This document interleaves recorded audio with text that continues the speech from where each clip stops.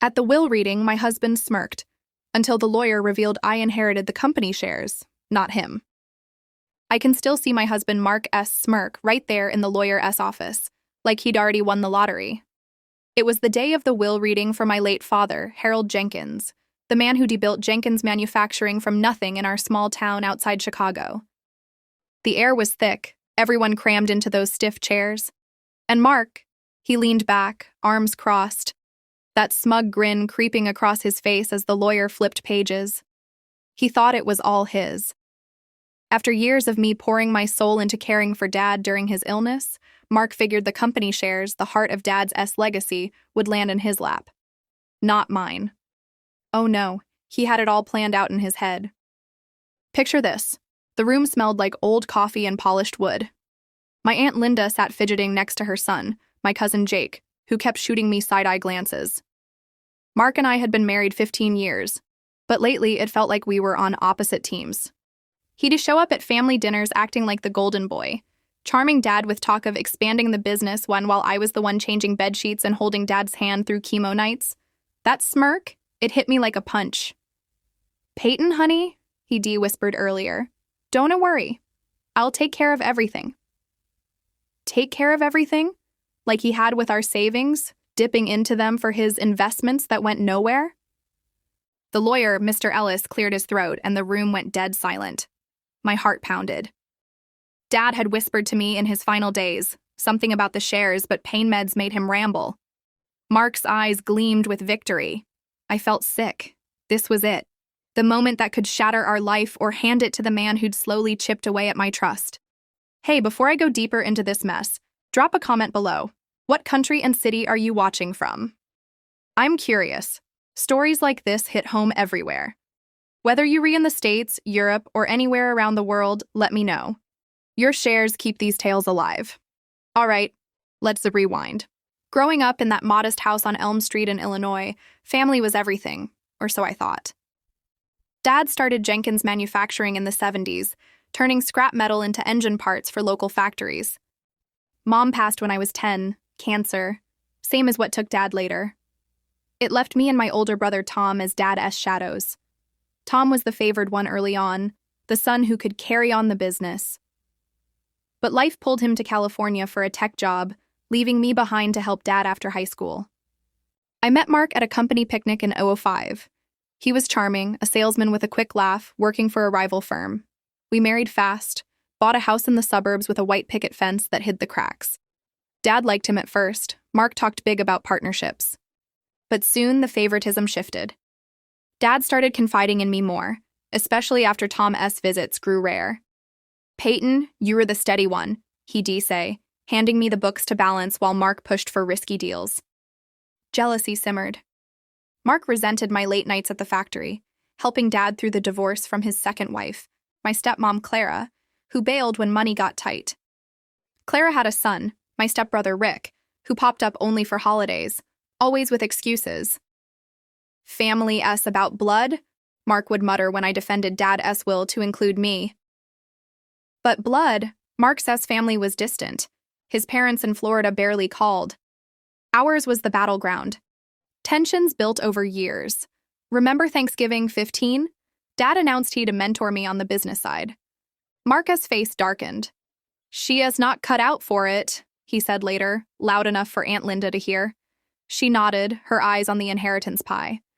Jake, her boy, unemployed and living off her, whispered to Rick about fair shares.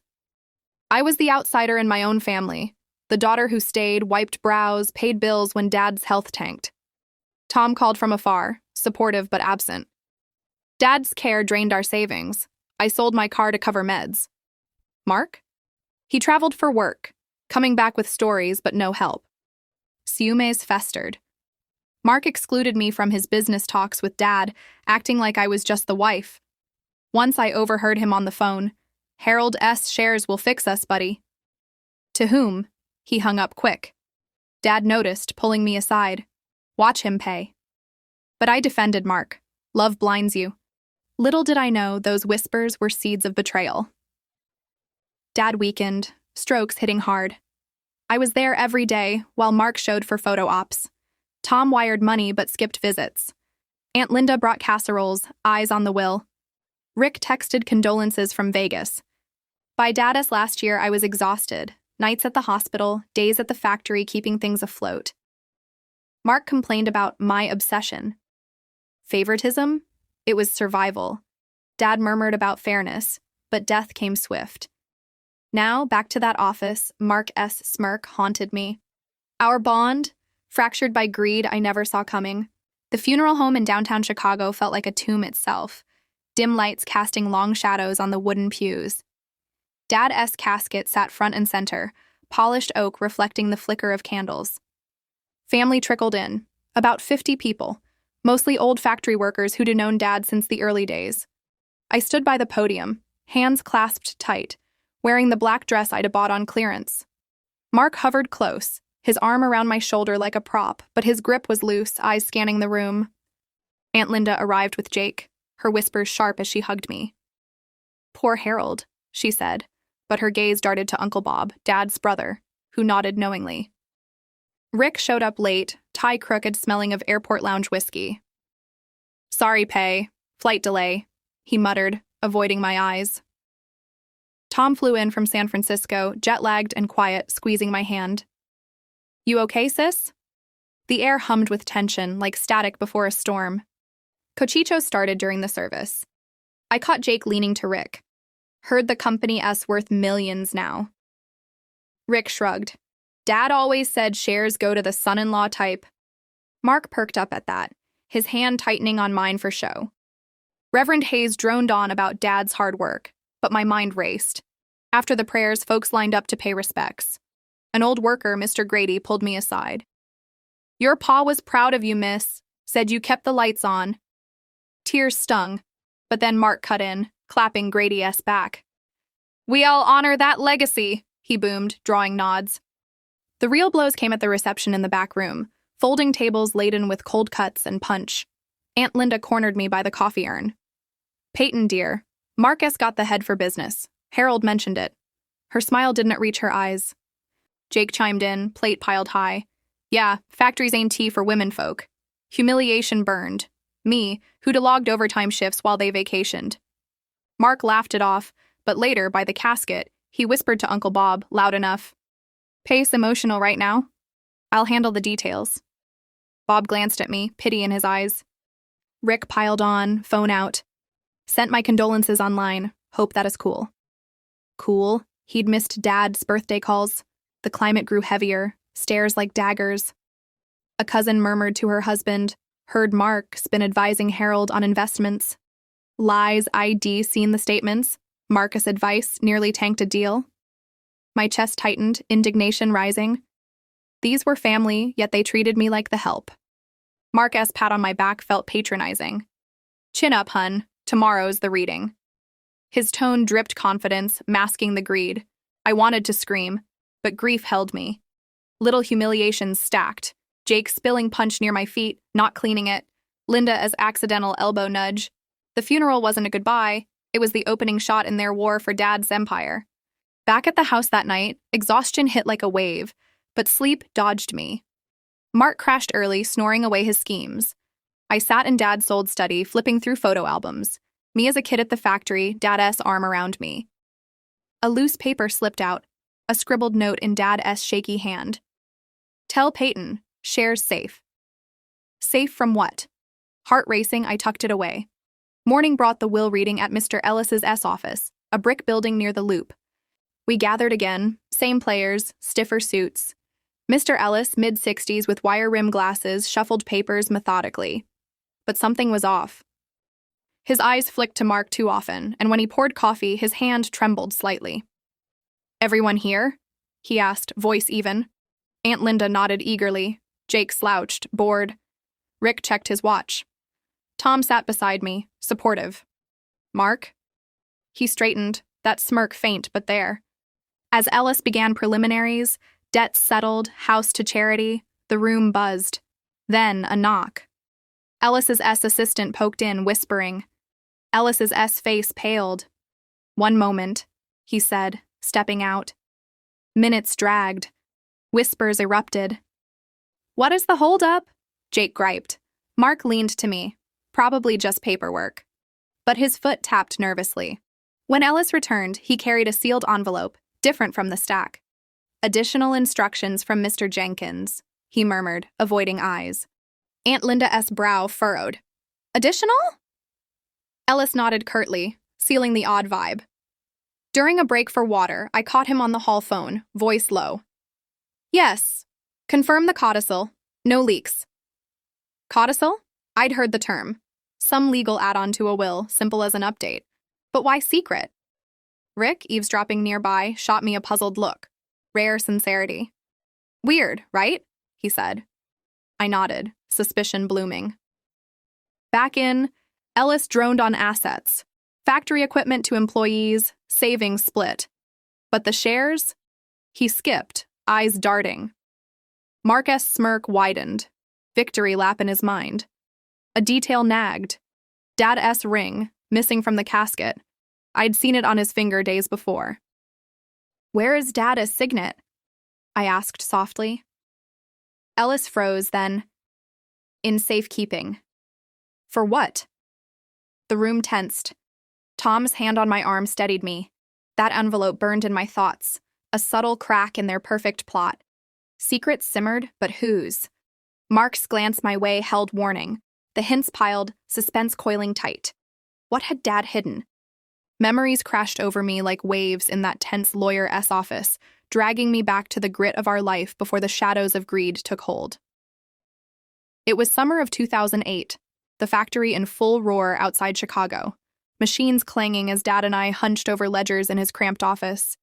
I was 28, sleeves rolled up after community college bookkeeping courses, sweat beading on my forehead. Dad, robust then, clapped my shoulder. "Peyton, you read the glue here. Marcus' talk is fine, but you see the numbers." I did nod, ignoring the ache in my back from double shifts, while Mark jetted off to sales conferences, promising deals that fizzled. One night stands out. Dad's heart scare, sirens wailing as I drove him to the ER. Mark was in Milwaukee, networking. I sat vigil alone, holding Dad's hand through beeps and tubes. Nurses praised my calm. I paid the bill from our savings, scraping by on factory pay. When Mark returned, hungover, he shrugged. "He'll be fine. Focus on us." Us? I was the one canceling vacations to cover shifts. Family outings? Rare. Aunt Linda hosted barbecues where Jake and Rick lounged, beers in hand, while I grilled and cleaned, invisible. Flash to 2012, Dad's divorce from Clara. She stormed out, claiming boredom with shop talk. Rick sided with her, vanishing to Vegas gigs. I moved in temporarily, cooking meals, handling calls from suppliers threatening cuts. Dad confided one rainy evening, whiskey in hand.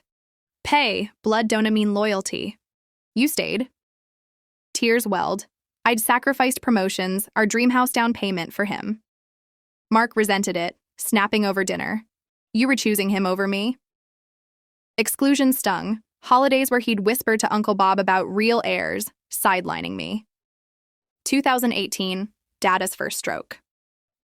I quit my side job, became full-time caregiver. Mornings, meds and breakfast. Afternoons, physical therapy, me supporting his wobbly steps. Evenings, factory oversight, balancing books as workers eyed me warily. Boss's daughter, they demutter, but I earned respect, negotiating with unions Dad once battled. Mark? Weekend visits, photo ops for LinkedIn. "Great job, hun," he'd say, then to Dad, "Let us sell shares, cash in." Dad's eyes hardened. He pulled me aside later. "Don't let him near the heart of it." Efforts invisible to them. I sold jewelry for his treatments, skipped our anniversary for hospital runs. Tom sent checks from California, guilty calls. Wish I could help more. Aunt Linda dropped hints. Mark is the provider now. Jake mocked my factory smell at reunions. Rick texted memes never visited. One brutal flashback. Christmas 2020, Dad bedridden. I decorated alone, strung lights while Mark partied with clients. He came home late, reeking of scotch. "Lighten up, Pay. Inheritance will sort us." Sort us? I'd poured sweat equity into Jenkins Manufacturing, unseen labor that kept it afloat. These moments fueled my fire, reinforcing the injustice. They saw dollar signs. I saw Dad S. dream. Back in the office, eyes glazing over Ellis's S. drone, pain twisted deeper. My devotion dismissed, Mark S. smirk a slap. Little did they know Dad had seen it all. The favoritism flipped to me, the quiet warrior. The air in Mr. Ellis's S office thickened like fog rolling off Lake Michigan, every eye locked on him as he adjusted his glasses. We were all there, Mark beside me, radiating false calm. Aunt Linda perched forward, Jake slouched with a smirk mirroring his cousin S, Rick tapping his phone, Tom gripping my hand, Uncle Bob in the corner, stoic. The sealed envelope from earlier sat ominous on the desk, but Ellis started with the standard will, voice steady. Harold Jenkins bequeaths his family home to local charity for worker housing, he read. Murmurs rippled. Aunt Linda's face fell. She'd eyed that property. Personal savings, split equally among children and stepchildren. Tom nodded. Rick perked up for his slice. Then, the factory assets, equipment to loyal employees. Jake groaned audibly. Tension coiled as Ellis approached the core. The company shares worth millions in today's market, the beating heart of Jenkins Manufacturing. He paused, flipping pages. The majority shares, to Mark Thompson, Peyton S. husband, in recognition of his business acumen and future stewardship. The room exploded in silence first, then Mark's sharp inhale of triumph. His smirk bloomed full, eyes gleaming as he leaned back, arms crossing like a king. Aunt Linda beamed, whispering to Jake. Told you. Rick chuckled low. Uncle Bob shifted uncomfortably. Tom squeezed my arm, whispering, This can't be right. My world tilted. Shares to Mark? After my endless nights, my sacrifices? Dada's whispers of safe echoed hollow. Indignation burned. Humiliation as eyes pitied me, the sidelined wife. Mark turned, patting my knee. We'll be set, honey. I got this. His voice dripped victory, but I saw greed, not love. Ellis continued minor bequests, but the damage was done.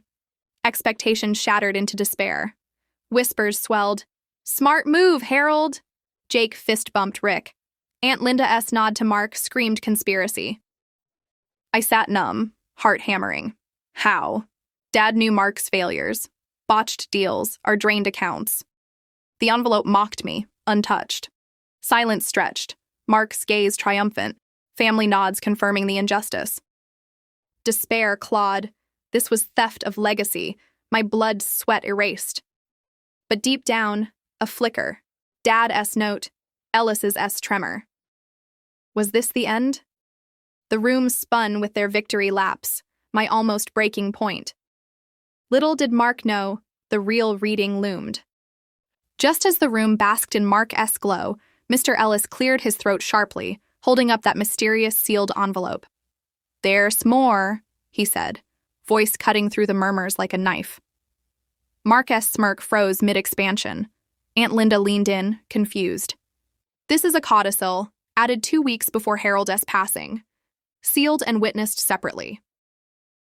He broke the wax seal with deliberate slowness, unfolding the paper. The office went pin-drop quiet, breaths held. Tom's grip on my arm tightened. Even Jake sat up straight. Ellis read aloud, steady but with a hint of gravity. In light of recent discussions and to honor true dedication, I revised the share bequest. The majority of Jenkins Manufacturing shares, 65%, go solely to my daughter, Peyton Jenkins Thompson. Mark receives nothing from the company. This protects the legacy from those who sought to influence for personal gain. Gasps ripped through. My heart stopped, then soared. Shares to me? Dad's final act, shielding his empire from Mark's grasp. Mark's face drained of color, smirk crumbling into slack-jawed shock. What? This is a joke! He exploded, shooting to his feet, chair scraping loud. Aunt Linda's hand flew to her mouth. Impossible! She sputtered. Jake swore under his breath, fist slamming the armrest. Rick's phone clattered to the floor, eyes wide. Uncle Bob nodded slowly, a faint smile breaking. He'd suspected. Tom hugged me tight. Knew it, sis. Ellis continued. Reasoning: Peyton S. proven loyalty through years of hands-on care and business support, documented in my notes. Mark S. involvement raised concerns of conflict. Chaos erupted. Mark whirled on Ellis. This is fraud! Harold was doped up on meds! His voice cracked, desperation raw. I sat stunned, tears blurring, vindication washing over the pain. Dad had seen the schemes, the whispers, my unseen toil. Proof? Mark demanded, red-faced. Ellis slid over affidavits. Witnesses to the signing, Dad lucid, me absent to avoid bias. Grits turned to screams. Aunt Linda accusing, You manipulated him, Peyton? Jake piled on, Unfair, we deserved a cut. Rick backed away, mumbling excuses. Silence fell heavy after the storm, Mark collapsing into his seat, head in hands. His eyes met mine. Betrayal flipped. The room reeked of shattered egos, justice landing like a thunderclap. Catharsis hit me. No more sideline shadow. Dad-S love, etched in ink, restored what greed tried to steal. In the aftermath, the office emptied slow, tension lingering like smoke. Mark stormed out first, slamming the door, his victory evaporated. Aunt Linda shot me a venomous glare, dragging Jake away. We'll contest this, she hissed. Rick slunk off with a weak, Congrats, I guess, avoiding family eyes. Uncle Bob pulled me into a hug. Harold was wise. You earned it. Tom grinned. Proud of you. Whispers followed, cousins murmuring shame-faced apologies, workers outside cheering when news leaked. No gloating from me. I just nodded, dignity intact. Dad swish, I said simply. Legal dust settled quick. Contests failed against Dad-S clear intent. I took the shares, steering Jenkins Manufacturing forward, honoring his vision with fair wages and expansions. Mark? Divorce papers came fast. He moved to an apartment, job hunting, our marriage-s cracks exposed. Family ties frayed, Aunt Linda-s calls stopped, Jake-s envy simmered. But some healed, like Tom-s closer bond. Looking back, it's a gut punch how greed poisons blood. I learned loyalty isn't allowed. It's the quiet sacrifices, the late nights no one sees. Dad taught me, true heirs build, not grab. Injustices sting, but justice, it heals deep. If you've faced family battles over money or favoritism, you're not alone. Stories like mine remind us to watch close, trust instincts. Thanks for sticking with this roller coaster. If it hit home, smash that subscribe button for more real talk tales of triumph over treachery. Drop a comment. Ever dealt with a will twist or shady relative? Share your city too. Let S build a community. Your likes and shares keep the justice flowing. Until next time, hold your legacies tight.